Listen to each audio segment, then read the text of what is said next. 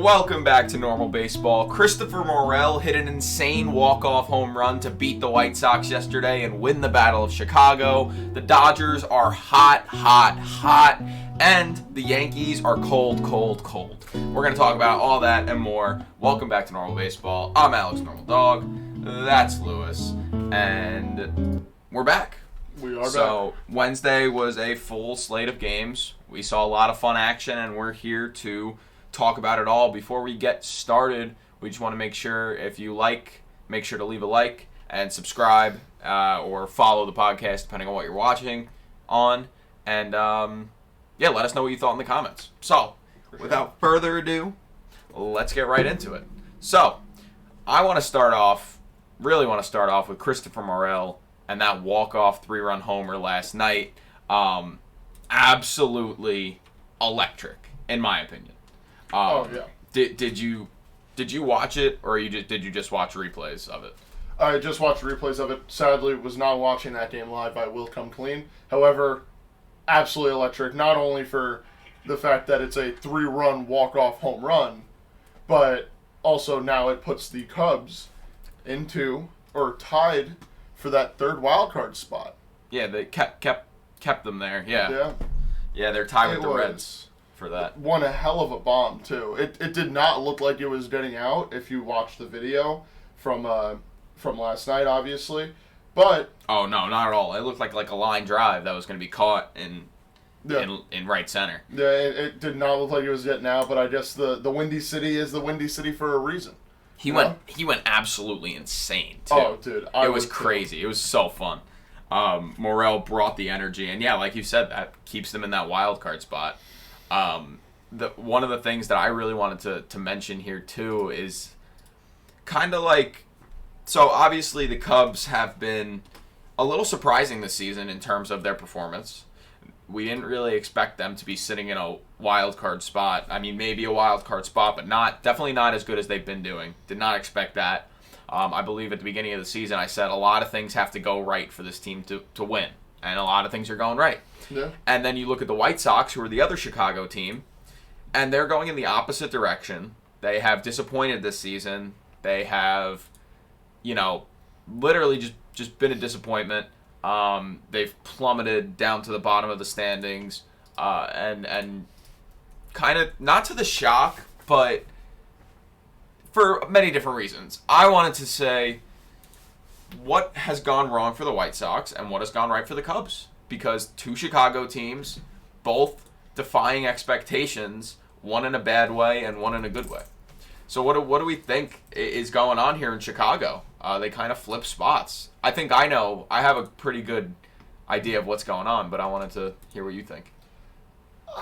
So it's a rocky road. It's a difficult thing to go, a difficult path to go down, especially when you're talking about the White Sox, who, what was it, like 2-3 years ago, people were calling them World Series or bust type of team, and the Cubs were just entering their rebuild. Now it feels like 2 years later, the White Sox are one of the bottom of the barrel teams in baseball, and the Chicago Cubs are contending for the playoffs. It's right back to where people did not expect it to be so quickly. I think that part of it is the culture that is in the north side, in Wrigleyville, as compared to the culture that is in the south side of the Chicago White Sox. I think that the Cubs came in with the expectation of not only growing their own talent, like Nico Horner or Justin Steele, a few guys who they have already, but also bringing in guys like Marcus Stroman, who get well soon, Marcus Stroman, Dansby Swanson, now Cody Bellinger, who's been one of the best players in baseball over the course of this season. I think that the Cubs have just done it better and shown that they're willing to do more of what it takes to win, rather than the White Sox, who were really, really, really banking on strictly homegrown talent. Yeah, I think I agree with you in the sense of I think it is really an issue coming from the culture of the team. We've heard it from couple guys that just left Chicago. Yeah. That the culture there is really bad. We heard, obviously, the whole thing with Tim Anderson, not only just fighting Jose Ramirez, but also fighting Yasmani Grandal. Right before the All-Star break, Grandal slapped him. Just not a good culture there. And then obviously you had Middleton, who, got traded to the Yankees and came out and said, the culture there is horrible. That, you got guys sleeping in the bullpen in the middle of the game, which is just not something that should really be happening. Yeah. And then Lance Lynn, a couple days later on Foul Territory, the Foul Territory show, came out and said, he's not wrong. So something's going wrong in the south side of Chicago. And as far as the Cubs go, my thought on the Cubs was, first of all, I said before the season started that a lot of things had to go right for the Cubs to win. Because at the beginning of the season, they got Bellinger, who obviously was like hitting 200 the last 2 seasons. And they had Mancini, who was and Hosmer, who was but, could maybe see bright spots. Hosmer and Mancini are gone. Yeah, they got DFA'd. No, I know. But Bellinger has been well worth it. Cody Bellinger is hitting above 300. He's back to being that MVP player that we know he could have been. He just needed that change of scenery. And as far as everyone else goes, you got Morel, who he's been DHing for them, like solid, just sitting at DH. And he's been amazing. We saw it with the walk-off last night. He's just getting it done. They picked up Candelario at the deadline. The Cubs buying at the deadline, I hated it at the time, and I love it now. And I think that this team just gets along and has fun, and they're winning, and it's a fun time. Yeah. As far as, the difference between the two teams, I think most of it stems from culture. Because the White Sox do have talent. They do have a lot of talent in that lineup. It's more of just getting that talent to produce every day and play as they should. Because the White Sox, you could say that they're underperforming. They are well below 500. Like, that is not just underperforming. That's got to be something else in there, too. That's not being good at that point. Yeah, that's very, very, very bad. And just to continue commenting on Cody Bellinger, because you said that he did need a change of scenery, I also think he needed his back against the wall a little bit. Cody Bellinger, we've seen him since he played in the Little League World Series.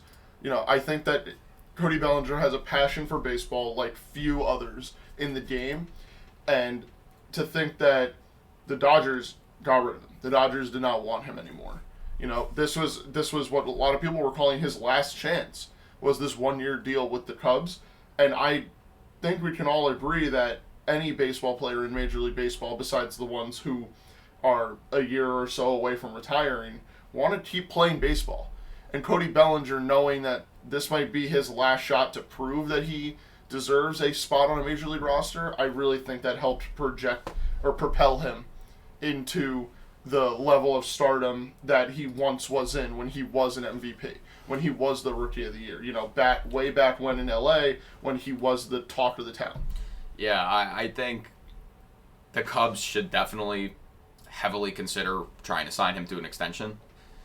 Obviously, like, if you're the Cubs, you're saying, we gave this guy a chance. He loves being here, which he does. Cody Bellinger loves being there. And right now, he's hitting .327, which is insane.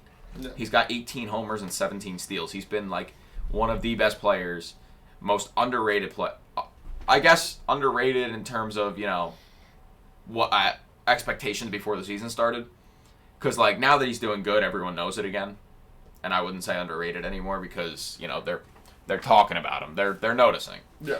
But just in terms of how people thought he would be and how he has been, absolutely incredible. I love it for Cody Bellinger. Yeah. And not to mention Dansby Swanson's having a pretty good season with the Cubs too. Yeah. The Cubs look good.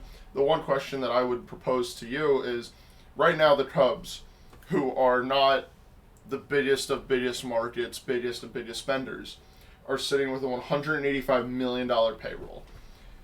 Do you think that they would want to bring in Cody Bellinger? Because I think that would put them over a $200 million payroll, especially with guys not necessarily coming up on what might be options soon, might be, Well, I don't know how other people's contracts are laid out. Like, you know what I mean? I don't know how, like, I don't know if Dansby Swanson's contract is, like, backloaded or anything. I don't really know what's going on with that. But Swanson is middle loaded. So the next couple of years. So this year he's only getting paid $13 million. Next season he's going to get 25, then 27 for 3 years, and then in 2028 it goes down to 26. 2029 is 25 million. Okay. Middle loaded. Bellinger has an option for next year already. It's a mutual option, so both sides have to agree. Bellinger's not going to agree if he continues to play like this. He's making $17.5 million a year this year. Would you? I don't know if you could say, if you're Cody Bellinger, I don't know if you could say, I had this one good season. You have to I feel like you have to prove that you're able to do it again, and it wasn't just like a one season thing, because the way he performed the 2 seasons before this, even in 2020, 2021, and 2022, you kind of, at that point, you have to say, listen, I need to prove to you that I can actually do it again first, and maybe in the mid-season of next year, we'll do an extension. We'll agree to an extension. I mean, I know a lot of guys don't like to do extensions in the middle of the season, and even if he does drop out, the Cubs payroll is what? $185 million, you said? But at that point, he's already making $18 million. So what? To go over, you'd have to make what? Another 50. He'd have to be making like $32 million a year. They're not giving Cody Bellinger $32 million a year. That's just not happening. I think the max he's going to get is like 22. Even producing the way he is, I still think that just the unknowing of how next season will go for him is kind of. I don't think he's going to be making $30 million a year. I think it's very fair to say that I don't think Cody Bellinger is going to get a $30 million a year extension, right? Yeah. Yeah, that's fair to say. However, the counter argument with Cody Bellinger is 2 things. One, he's a Boris guy, so but that doesn't mean they will be hunting for a long-term big dollar contract. But that doesn't mean he's just going to get $30 million a year. No, what I'm saying, ready? I understand Boris. How Cody Bellinger has been playing this season. Yes, you could say it's a flash in the pan. Next season, you could go back to hitting 200. Why not this offseason secure the longevity of knowing you will be on a major league roster? I think he could get a long-term contract, but if he gets a long-term contract, it's going to be the opposite. He ain't getting a high AAV. No way. I think he could. I think he could get the best of both worlds. But I don't think he's going to get. How much do you think he would make a year? If he got what is he? He's 26. He's 28 right now. What would you say? So he gets a 6-year contract. How much would he make a year? I would say around like 25, 23 in there. I'd say like 22. Yeah, 22 or 23. I don't think, No, I'm not saying that he's going to make exponentially more if he signs a long-term deal. I just think that he will be hunting this offseason for a long-term extension. I think that he'll be hunting for a long-term extension. If he agrees to that option, or if he agrees to that option, they'll probably extend him right after. Yeah. He could drop out of the option, then they just re-sign him to a long contract. So we'll see what happens there. Looking good for the Cubs because they're performing like this when they weren't really expected to necessarily. Mm-hmm. And now they're kind of defying those odds. They're the only team in the NL Central with a positive run differential, and it's by a lot, to be quite honest with you. That's the Cubbies. Yeah. The Brewers have also lost 2 in a row, so the Cubs gained a game on the Brewers last night. And the Brewers lost because the Dodgers are on an absolute insane win streak right now. Yeah. They have won 10 games in a row. And there's seemingly no stopping them. They've outscored their opponents 61-22 in this win streak, which is also kind of insane. And everything's looking good for the Dodgers right now. Are they the team to beat in the National League, as always? No. You don't think they're the team to beat in the No. National League? I'm sorry. Sticking with the Braves? The Atlanta Braves are just too damn good. Yes, the Dodgers are outperforming expectations for this year when everyone was saying, hey, they're going to settle down and wait for Ohtani this offseason. Next offseason, I should say. But Atlanta is just such a powerhouse of a team. I mean, they're the only team in baseball right now with a 200-run differential, plus 200-run differential. They kill their opponents. If you didn't see them play the Mets last week, 21-3. You know, they just swept the Yankees. The Atlanta Braves officially own the entire state of New York. It is That's nothing, though. crazy how good the Atlanta Braves are, and I don't think until they get knocked out of the playoffs until they get knocked out of the playoffs, I will admit that I was wrong. But when they win the World Series, I will be saying I was right. Yeah, for me, it's a really tough situation here because obviously I'd say the Braves are the team to beat, but at the same time, I think the Dodgers are right next to them. They're not a level below the Braves. They're on the same level, but they're like half an inch shorter. You know what I mean? Okay. Like they're right there with the team to beat. They're within arm's reach. Less than that, like finger reach. Okay. They're right there for me. I think this team is the second best team in baseball, to be quite honest with you, right now. Not just because they have the second best record in baseball, but also just because of the guys on this team and what they've been able to do. I mean, look at Lance Lynn. He pitches tonight, so I'm very excited to see what he does tonight. Lance Lynn, since getting traded to the Dodgers, has made 3 starts. He's made 3 starts. He's 3-0 with a 2 ERA, 18 innings pitched, 22 strikeouts. Lance Lynn has been dealing. And he, not to mention, when he was on the White Sox, his ERA was a 6.47. And now he's come to the Dodgers and given up 4 total earned runs in 3 starts. Yeah. He's been dominant. It's another just case of Mark Pryor masterclass, because that's what Mark Pryor does. Masterclass, baby. He loves Woo! it. And I think the Dodgers are just going to continue to find a way to be the team to beat in the National League. Do the Dodgers play the Braves this season again? That's what I would like to know. I think they got it out of the way early because they don't. So far this season, it's been play a team at their stadium, then go on the road, play a different team, and then go play that same first team at home. That feels like how it's been this season, schedule-wise. Did they only play the Braves once this season? No, they should play them twice. No. They played them once. Oh, no, they play them. They do play them. They play them September 1st, 2nd, and 3rd. So that's coming up. I am very excited to watch that Braves-Dodgers series. I will be watching that pretty intently, to be honest. Oh, it's a 4-game series. Oh, it is? No, is it? Ooh, Yeah, it is. Yeah, it starts on the 31st 31st. to 3rd. Gotcha. Okay. I'm going to be watching that series very intently. The first series they had, Dodgers won 2 of 3, and they won 2 of 3. So I'm excited to see what comes of that. Not to mention the Dodgers also got Clayton Kershaw back. He pitched last night, was really good. Mm-hmm. And JD Martinez, who was kind of dealing with some, I believe it was hamstring issues for the last couple of weeks, and he's back now. So on top of their 10-game win streak, they got reinforcements. Yeah. So and one of the more underrated reinforcements, just to mention it because I think it has to be, Ryan Yarbrough, who came over from Kansas City looking like an abysmal pitcher, honestly, for the Royals.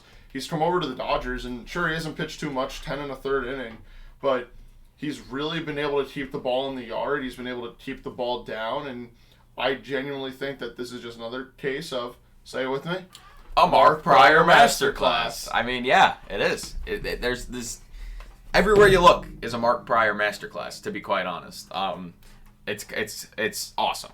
It's awesome, to be honest. As far as the Braves schedule, the Dodgers schedule goes for the next couple of weeks, because obviously tonight they're going to try to keep their win streak going. It's Lance Lynn against Corbin Burns tonight, so that should be fun to see if Lance Lynn can keep it up against the Brewers team that's actually been performing really, really well as of late.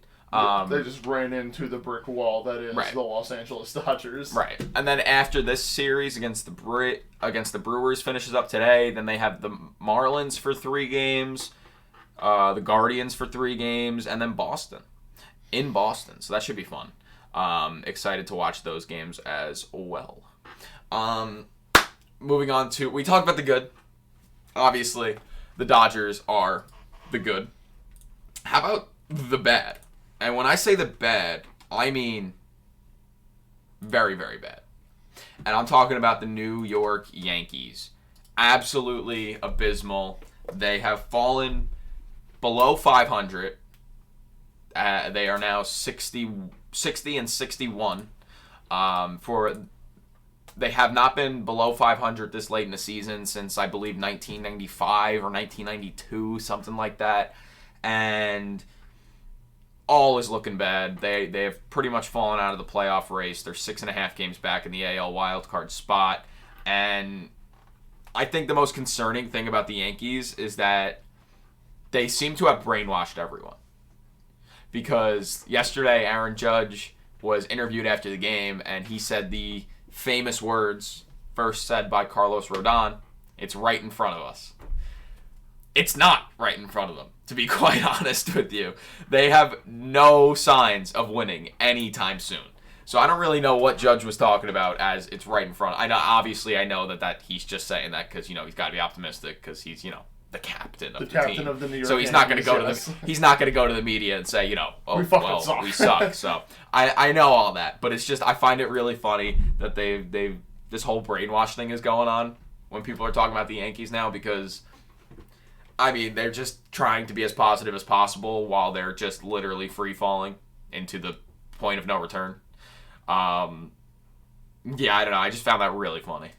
Yeah, I think that the Yankees, for a long time have been dead in the water. Yeah, we've been talking about it for a while, but I found that quote from Judge. Now he's saying it's right in front of us. It's not right in front of you. They have to say it. They can't say anything. But negative. saying it's right in front of you, maybe you could be optimistic, but saying it's right in front of you, come on. I don't know. And just with how well the 2022 season went for the Yankees and being one series away from a World Series appearance and just to fall short and get swept by a team that has absolutely dominated you time and time again for the past few seasons is upsetting. I think that there are a lot of bright spots, a lot of good things that they can look at moving forward. Obviously, Gleyber Torres, Anthony Volpe, who I think have been very, very positive contributions to the team. Volpe being a little bit more late blooming, so the numbers are not all there because he did really struggle in the beginning. Another guy, Isaiah Kiner-Falefa, has been a very, very positive piece to this team, along with Harrison Bader and Aaron Judge. But where they're missing stuff is the power of not power. I should say the ability to play baseball of DJ LeMahieu, who last year was the catalyst in the Yankees being on pace to set an all-time win record in the regular season, and then slowly cooling off as soon as DJ LeMahieu got injured.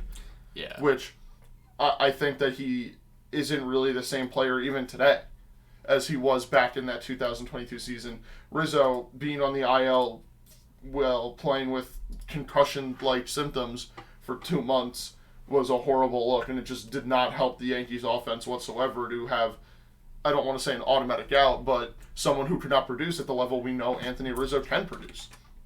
And don't even get me started on Giancarlo Stanton, who has been underperforming this season when I think the Yankees needed him to step up and needed him to perform at the highest level that he could to help the team win, especially when Judge was out, and he couldn't do that. Yeah, they really needed that performance. Not to mention, I think another big thing from the Yankees that they really took a step down is the catcher position this season. Last year, Jose Trevino he won a Platinum Glove at catcher. Not only did he win a Platinum Glove at catcher, but he also was just hitting well. He hit like 250. He decently clutch too. Trevino's out for the season, and when he was playing, he wasn't playing incredibly great. And then in terms of the other catchers, you got Kyle Higashioka, who's hitting 230, and Ben Rortev, who's hitting 118. And I know Rortev hasn't been, up for that long, but they took a big step down in the catcher position. And then you look at Gary Sanchez, former Yankee catcher, who's in San Diego right now. Slam Diego, excuse you. Slam Diego, whatever. He did hit the first home run, first grand slam of the Padres season the other day. Yeah. You look at Gary Sanchez, who's in San Diego, and he's got 16 homers.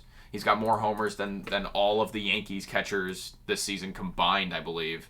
Well, I know that for a fact, and I kind of love it for him. I can't lie. Yeah, right now he has 16 homers. He's hitting 217, but at that point, you're not going to get the average out of Gary Sanchez. You can't possibly think that you're going to have Gary Sanchez hitting 300. Yeah. But I would take 16 home runs over, Kyle Higashioka. Not to mention, he's also been pretty good behind the plate because when Blake Snell's pitching and Gary Sanchez is catching, Blake Snell's been really good.